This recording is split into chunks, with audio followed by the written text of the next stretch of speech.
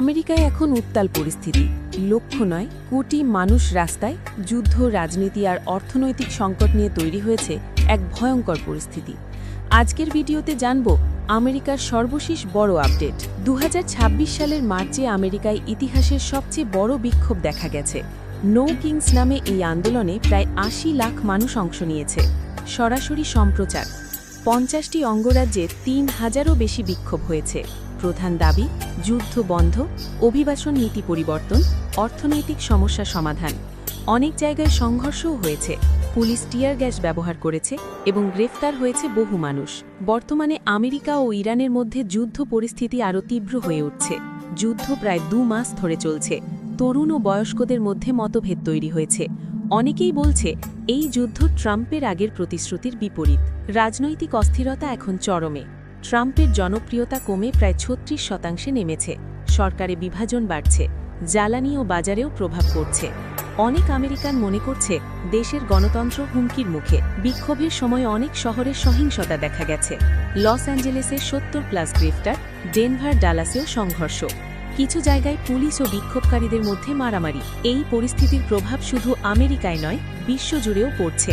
বিশ্বজুড়ে বিক্ষোভ, প্যারিস, টোকিওতে জ্বালানি বাজারে অস্থিরতা, আন্তর্জাতিক রাজনীতিতে উত্তেজনা। সব মিলিয়ে আমেরিকা এখন এক বড় সংকটের মুখে।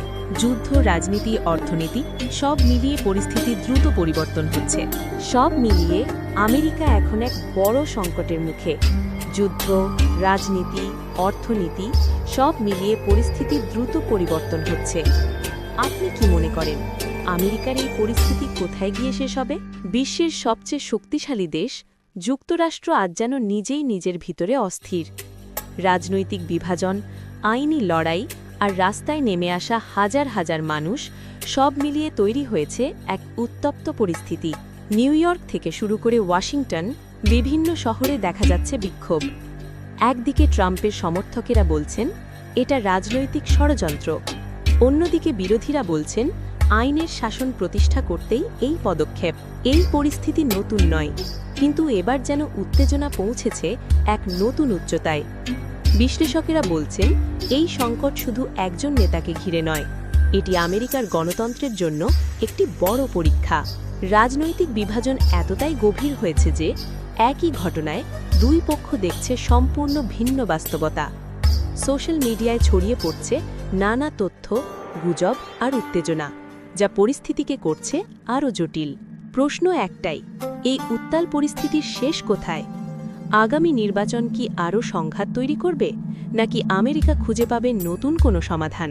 বিশ্ব তাকিয়ে আছে, কারণ আমেরিকার এই অস্থিরতা প্রভাব ফেলতে পারে পুরো বিশ্বের ওপর।